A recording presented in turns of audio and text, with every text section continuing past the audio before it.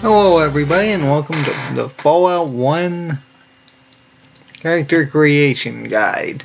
Yeah, let's go through these skills real quick. Essentially every weapon skill affects accuracy, which would be small guns, big guns, energy weapons, unarmed, melee weapons, and throwing, which all affect accuracy of those particular corresponding skills. First aid and doctor are used for healing people, including yourself. Sneak allows you to remain undetected. It's not really too important for that, though, because most things are going to be such close quarters that most things are going to see you anyway, but lockpick opens doors still, really doesn't matter because you can just save old things, but it's probably recommended just to save before if you attempt it anyway, because if you unsuccessfully steal anything, essentially anything in the general area is going to be hostile to you, which is likely going to absolutely destroy you. Traps allows you to see and potentially disarm traps. Science is your skill with computers and allows you to access them and hack them. Repair is not too important. You can actually get a power armor from upgrading repair to, I think it was around 70%, but technically speaking, it's really not necessary to do that because there's an exploit you can actually use. I won't be using that in this particular playthrough. Speech affects certain speech checks and speech options, and makes it so that people pretty much buy whatever you say. Barter affects prices. I think it just decreases how much money you have to pay for things in the original Fallout 1. I don't think it changes what the base price of what you're selling is.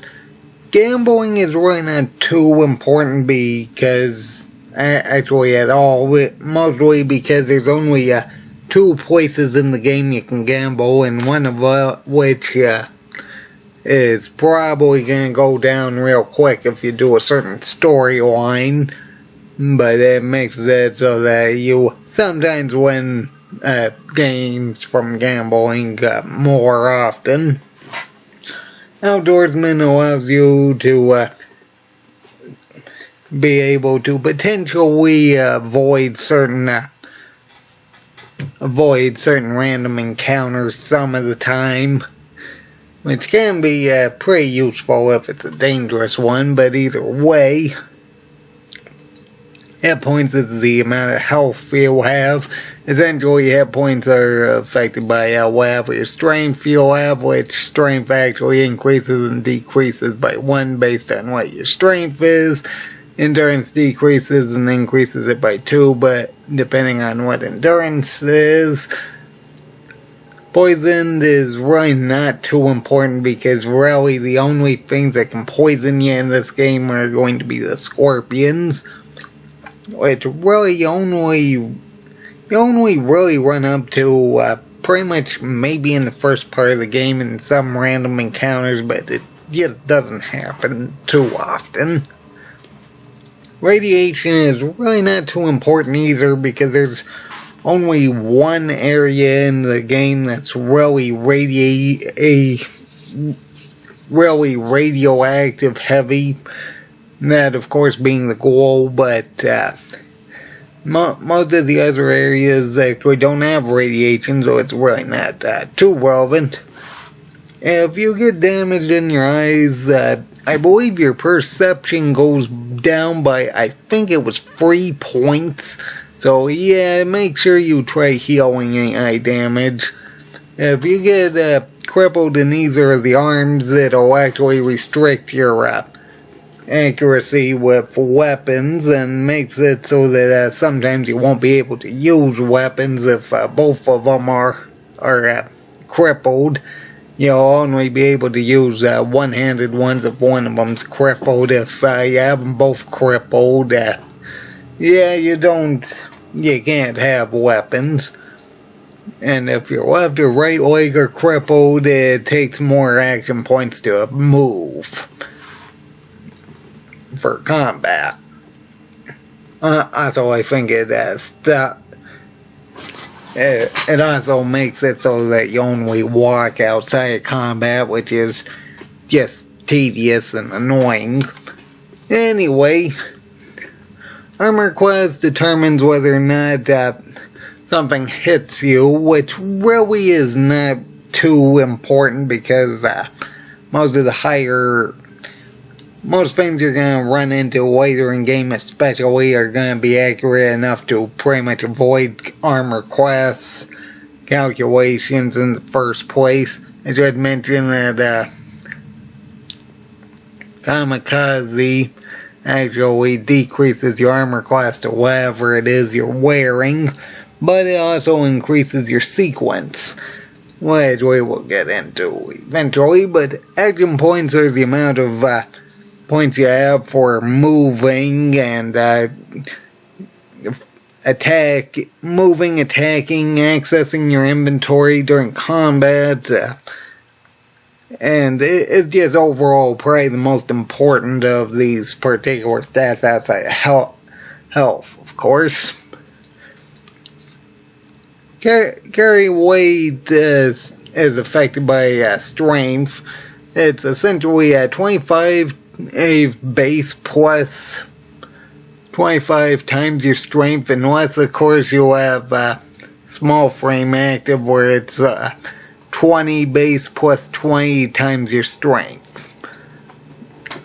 Which, carry weight is really not too important if you're going to have companions because they have unlimited carry weight in the first place, which I really don't mind using because really it's just more convenient just to be able to grab things, hand it off, and just grab them later whenever you need them. I mean, I guess I could do some sort of trading method for this particular playthrough, but honestly that'd just be slow and tedious, and it's really just not worth doing. Anyway, melee damage is affected by strength. I believe you get one strength, +1 to melee damage after you get to 7, 8, 9, and 10. +1 once you start at 7.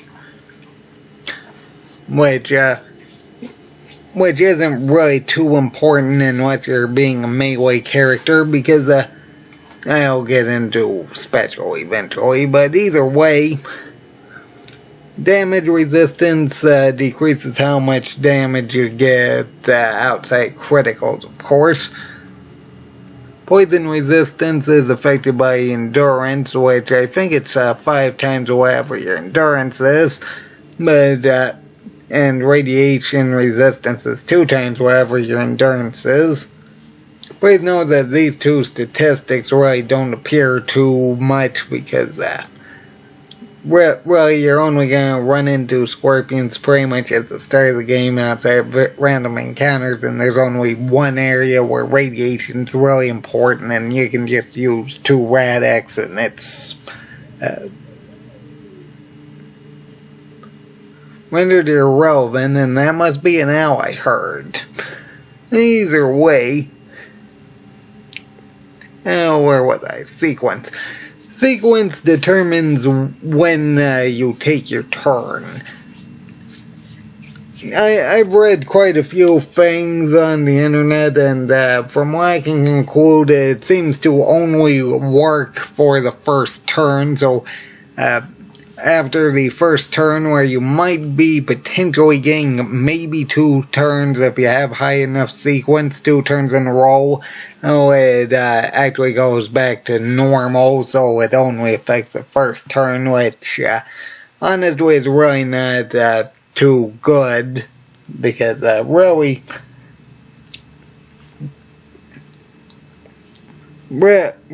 unless you can take them out extremely quickly, which, yes, it's possible, especially if you have a good critical hit rate or fast shot with a certain build. That's really not going to be too important either.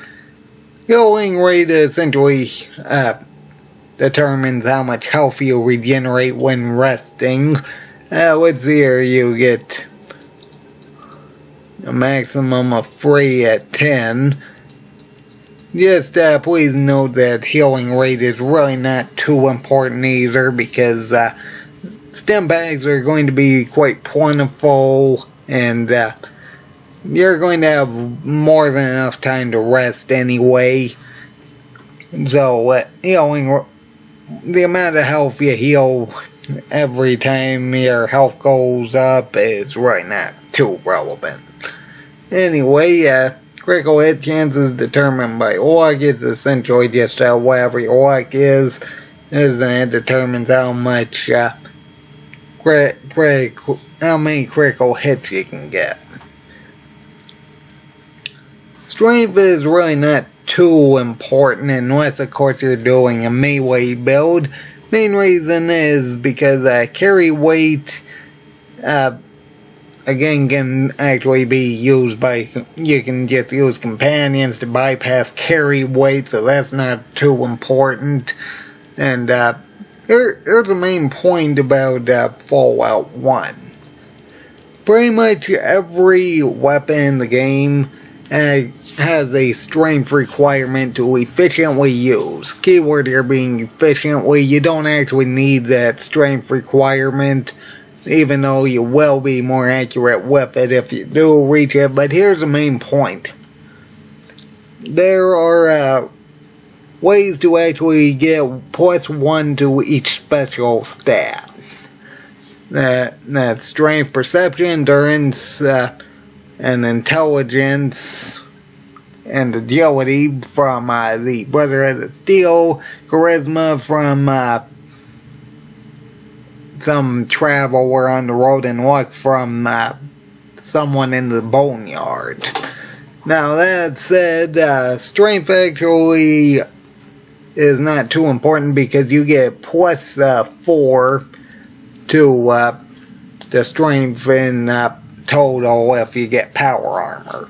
Now that said, you essentially need 7 for the highest weapon strength requirement. Now that said, with your weapon strength requirement being at 7, all you really need, if you're going to use a minigun in particular, is actually 3 because of those increases. And for just general players, all you need is 2, because really arguably the best outside if you're not planning on using the minigun would actually be energy weapons such as the Alien Blaster and of course the Turbo Plasma Rifle. One of which is much stronger, but the other of which has better range. So strength is really not too important. Perception affects whatever accuracy, and it's also important for certain perks like the sniper perk in the late game. I don't know if I'm going to get that far into it, because that's like what level 18 you need to be to get that, so I very much doubt I'll be doing that. And bonus rate of fire, which decreases the action point cost of firearms and energy weapons. And I think it actually is needed for Slayer, so even melee characters may want to invest in perception. Endurance, again affects your health, and also your resistances.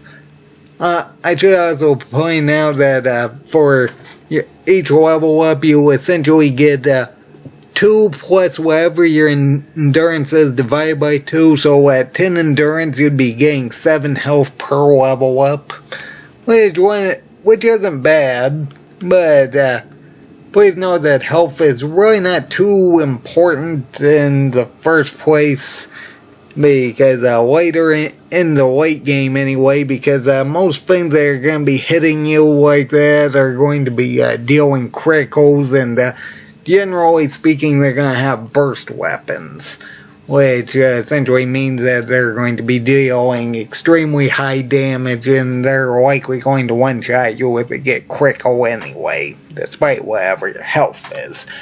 Make no mistake, at a high enough level, you might be able to survive maybe 1 critical hit, but if they attack, with pretty much anything after that, you're going to likely go down. Anyway, of course, endurance is still good for general fights, seeing as if they don't get critical hit, you'll be able to last longer, which is why I generally have it pretty high anyway. But either way, charisma does actually have some effect on certain speech checks, but really the vast majority will actually be determined by your speech and barter skill, so charisma is really not too important. Really, it's more of a dump skill anyway. But either way, intelligence affects how many skill points you get, which is, I'd like to say 2.5 times whatever your intelligence is. I'm pretty sure it rounds down, come to think of it. That said, you should be getting 25 for 25 for. I think it rounds down. It rounds up, because I think you get 23 at 9 intelligence, but either way, it's essentially 25 at 10, 20, yeah, I guess it would, because it goes down by 2s, 23 at 9, 21 at 8,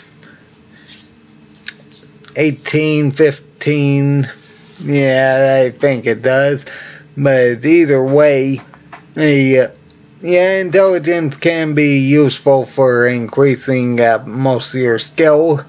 Again, you're likely going to want to choose a general play style.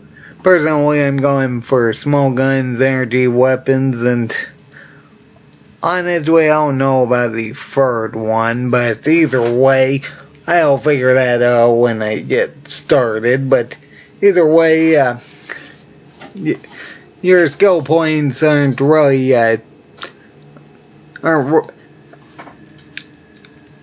should mention that, I keep just glossing over that because because I'm not planning on using it this run, but small guns, first aid, science, repair, and outdoorsman, if you're doing the general playthrough with the vanilla game, you can actually use the Miss Stapleton exploit. Again, I'm not going to be using that, but I should mention that for people who do. But either way, you can essentially get those 5 skills I just listed to I'd like to say about 85%, so if I was using the Miss Stapleton exploit, I wouldn't be selecting small guns, that's for sure, because I really wouldn't actually need them, because 85 is generally good enough to deal with actually getting actual better weapons like energy weapons. But, yeah, I should mention that. I just keep glossing over it because I'm not going to use the Miss Stapleton exploit. But either way, intelligence is quite important for increasing your skills. Most notably your combat skills. But either way, agility affects whatever action points you have. What you can get is 5 action points with 1 agility. But if you decide to use Bruiser, I'd like to say it was Bruiser, it actually decreases your action points by 2. What I would like to say is that for anyone who wants to do a challenge run for a Fallout game, try doing a 1 agility, Bruiser, no AP manipulation, as a no AP increase or AP cost decreases, combat run of Fallout 1 if you want to challenge yourself, because having 3 action points essentially means you can't even access your inventory in combat primarily. That costs 4 points. But either way, that essentially means that leaves you with either 1 swing of a knife or 1 swing of a punch.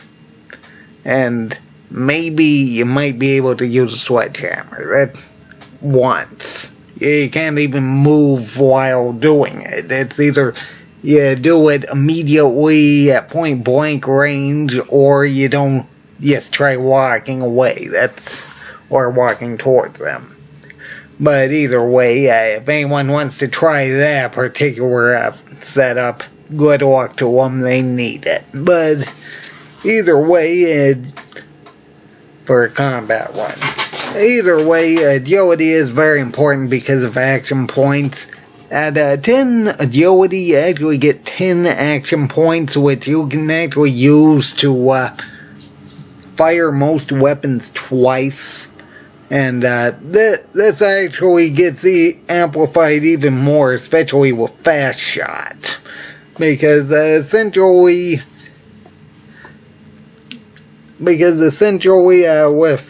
with builds like 2 Action Boys and the Turbo Plasma Rifle and 10 agility, you can essentially get 6 shots in 1 turn, which is absolutely insane, because just because of how heavy damage dealing weapons like the Turbo Plasma Rifle and Alien Blaster can be.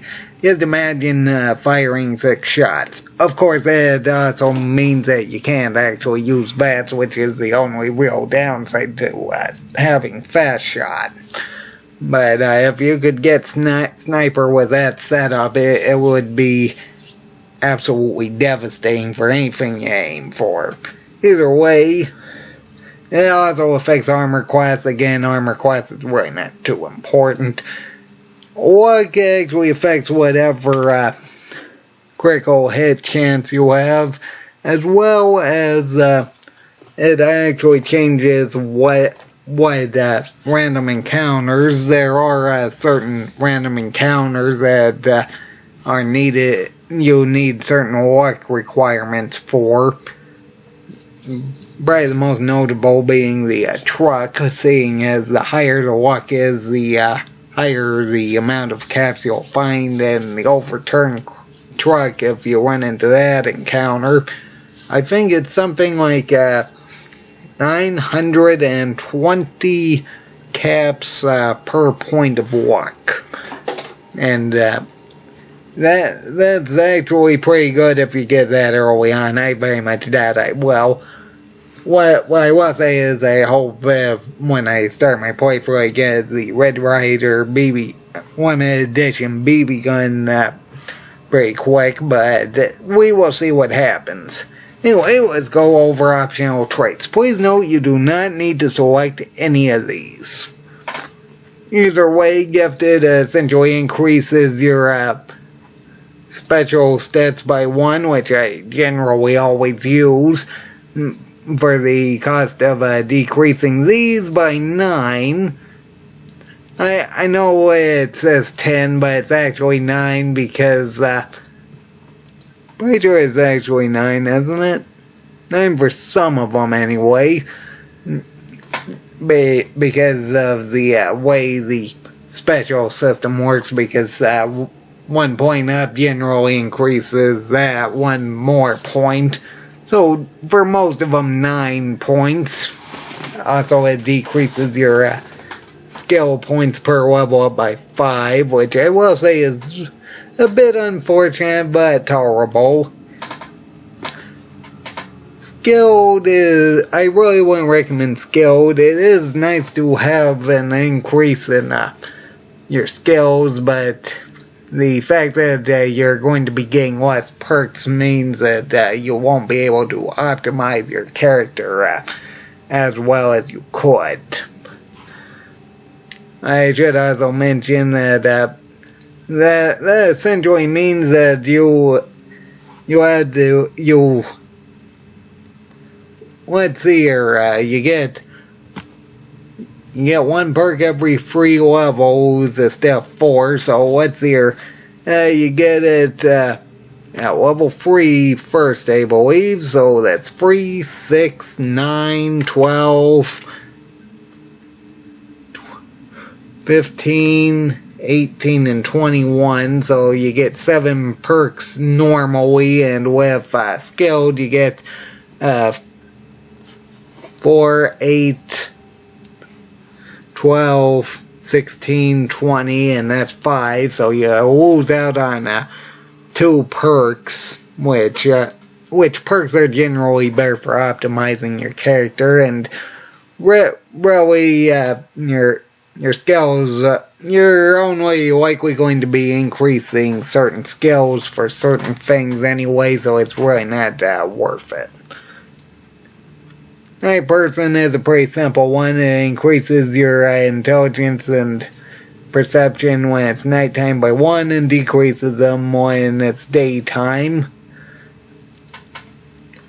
Chem Resistant and Chem Reliant are really not too important because honestly, the only time I can actually think of actually using chems in the first place, I mean, there's the obvious Radix for the glow, but it would actually be buff out to actually pick up the power armor for my particular character because my strength is usually extremely low in the first place.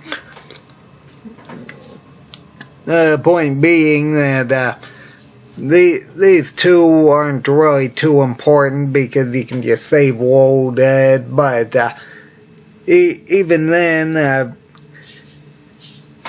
one of them essentially cuts down how long chems are actually going to work, and the other one makes it so that you recover from the addiction faster, but really you can get around that just by resting long enough, so it's for both of them actually, so it's really not too important. Either way, Good Nature actually increases your non-combat skill, most non-combat skill by, I think it was 15 actually. Yep, 15, while decreasing your combat skills by 10. Again, not too important in the big scheme of things, seeing as you're going to have free tag skills, which you'll be able to increase for 2 points every skill point anyway, so it's really not too important. Jinxed is a bit of a mixed bag. It could possibly be useful because most of the things that will likely kill you are going to be critical hits, so having Jinx makes it so that they're less likely to critical hit, or rather successfully critical hit, and something bad will happen to them. But on the other hand, it also has a chance of making it so that you get a critical miss, which can also deal damage and do bad things to you. For instance, your weapon might get destroyed, you might lose your ammo, you might drop your weapon, you might miss and get hurt. Yeah, you might just randomly fire at someone else.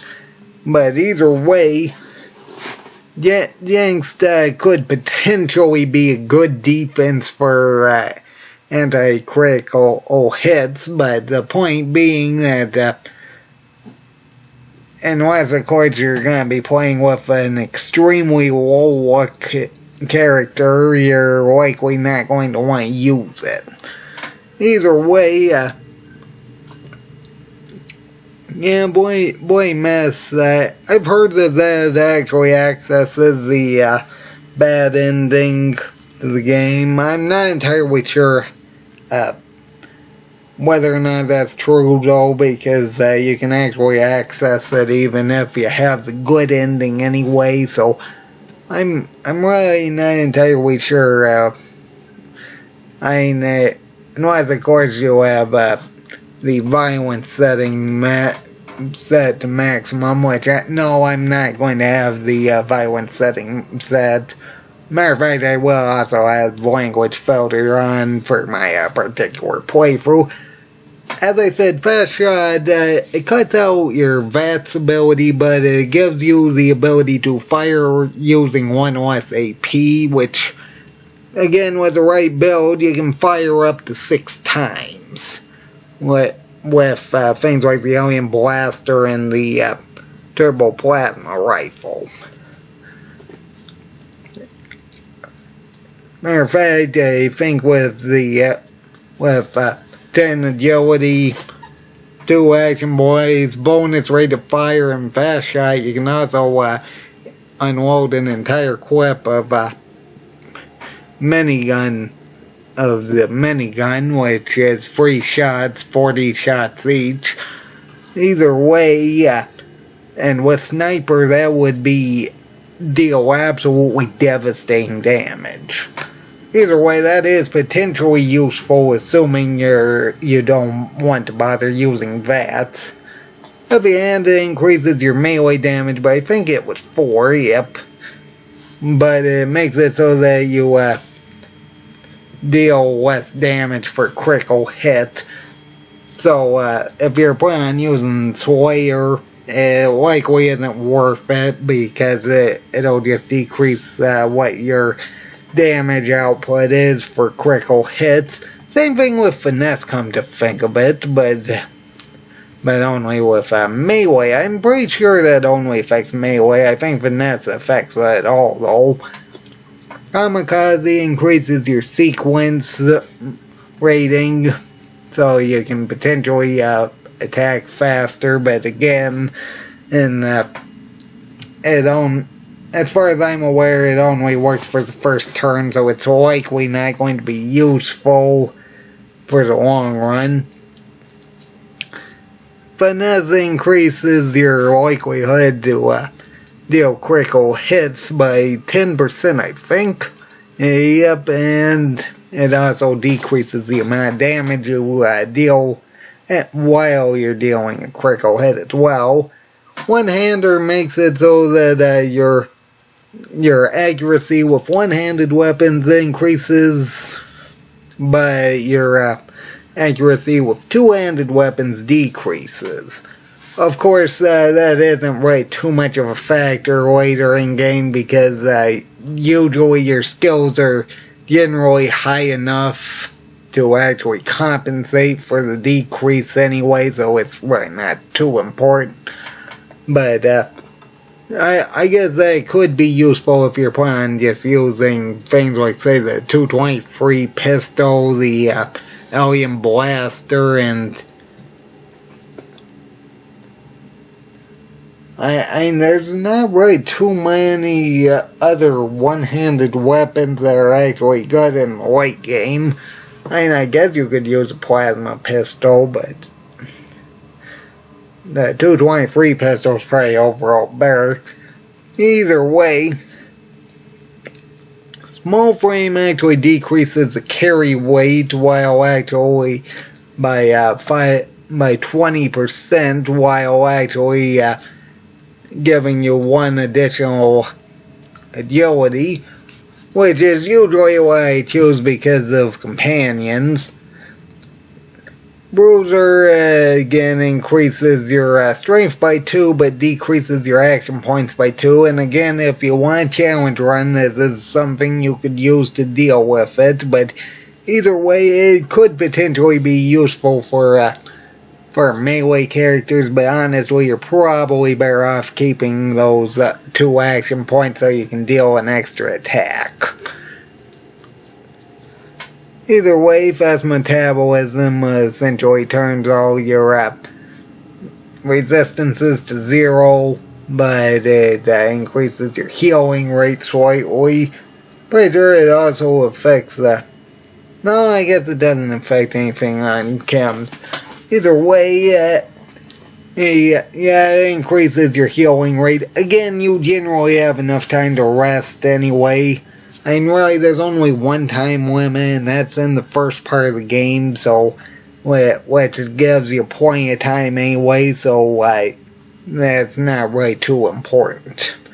Either way, I believe that's actually all I have to say at this point. I'll be starting a game pretty soon. So I hope everybody enjoyed it. I know I likely missed quite a few things or said some things wrong, but that's the general gist of it. Either way, I hope everybody enjoyed the video, so everybody have a good day.